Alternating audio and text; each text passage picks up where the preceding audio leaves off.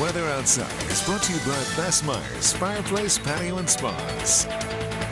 On Saturday, 24 teams are going to be duking it out, but they're not going to be using their dukes. They're going to be using their grills or their smokers, and this is one of the teams right here, Sunny J's Barbecue, hailing from St. Anthony. Let's introduce the fellows right here. Your name is? Jason Merkel. All right, and? Greg Jeffries. All right, now Jason and Greg, now you guys have been competing for a long time, right? Had a lot of competitions, and now you guys are going to Grill for Gilda. That's going to be on Saturday. And what all are you guys going to be grilling? We're going to be grilling barbecue chicken, barbecue ribs, beef brisket, and pork butts. Now the ribs are obviously going to take a long time. Are you guys going to work them all on like 4 different grills? Are you going to alternate them on one grill? How do you guys do that? We got 2 different grills we use. We got a Traeger wood pellet grill. Nice grill here you got, yeah. And then we got a homemade grill that we built from scratch. Yes. Homemade? That's quite a contraption. Really? That we use. Can't wait to see that one. That we use wood and charcoal with. How big is that one? About 5 foot by about 2 foot. Oh, okay. That's pretty good size. This is your secret sauce right here, right? Yes. Deathbed recipe. You use different sauce for each different meat so that they blend well together? Right. And you got like a dry rub you use too. I guess you started out with a dry rub. Is that how you work it? Yeah, we start with a dry rub seasoning and then grill it till it's pretty well done, and then we add our barbecue sauces. Now, what is your favorite temperature to cook at? I notice right now you're going a little low now. You're slow cooking it, 250 degrees. Around 250, 275 degrees. Okay. Yes. Now, you guys are going to be one of 24 teams at Sunny J's Barbecue. And the cool thing is that for $5, of course, it's all going to Gilda's Club of Evansville, you guys will be able to taste some of your food right off the grill, right? Yeah. Whatever we want, the beef brisket, the chicken, the ribs, whatever it might be like that. So that's going to be a great deal, so you're going to be able to sample it. You guys are obviously going to be competing against 23 other teams. Do you know any other fellows that you're going to be competing against? Haven't seen any other competition competitors. I think we know Old Man Larry's going to be there. Old Man Larry is going to be there. You guys have got your Smoking Fox team. That's right. Brian Sissel and John Simpson. And they have competed before, at least Brian has, I know, at the Diamond Lake Barbecue Fest. But we are going to be seeing them in action together, for the first time, representing Fox 7. We'll see if they have a chance against Sunny J's right there. Fellas, it'll be fun. Thank you so much for helping out Gilda's Club of Evansville. We really appreciate it. Thanks for having us. Look forward to seeing you guys on Saturday. Sunny J's Barbecue coming at them. And they're going to be competing against the rest of the field coming up on Saturday. Let's take a look right now at the Nutting Heating and Air Tower camera. We have already sampled some of the ribs. They are delicious. There is chicken on the grill right now. They are taking care of us. The temperature is at 60, a pretty good wind out here, too. It's good to see the guys with their jackets or the sweatshirt on because you've needed it. The temperature did get up to a high today of 79 degrees, but we're nowhere close to that now, and we won't be anywhere close to that tomorrow, too, as we top out at 69 degrees. We're going to bottom out tonight at 44. See some headlights and taillights. Looks like a decent amount of traffic on the Lloyd Expressway tonight in our shaky tower cam, thanks to that wind. It's going to be breezy all night.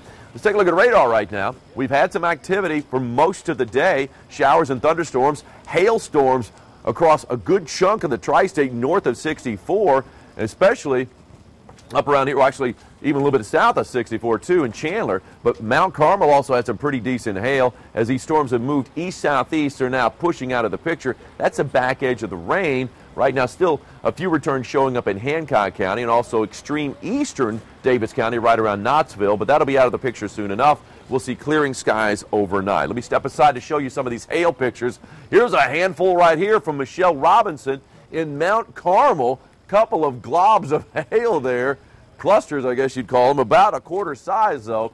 Make a pretty good dent in your head, if not your car, if you're out in it. Speaking of a handful of hail, check out what John Luttrell, a.k.a. Johnny Fulltime, had in his hands in Chandler. That is a big old chunk of hail. And that was an hour after the hailstorm, so they were still engulfed in the hail in their backyard for about an hour or more. And here is a truck full of hail in Chandler too. The whole bed of the truck engulfed in hail. It was quite a scene. Looked like a winter storm as opposed to a fall storm. And like I said, a lot of times this time of the year, you still get that clash of the warm and the cold, only it's the cold moving in on the warm as opposed to the warm moving in on the cold like you get in the spring. And spring is a lot stormier, don't get me wrong. 57 in Princeton, 60 in Rockport, 63 degrees in Owensboro, and we're all going to be tumbling down into the 40s later on tonight. Here's how it worked over the course of the day. Showers and thunderstorms along the cool front, the back edge now of the cloud mass. is just on the other side of the tri-state. So we'll be seeing clearing in our western counties soon enough. Just a few clouds on the other side of St. Louis, but it is going to be a high and dry weather map for a couple of days after.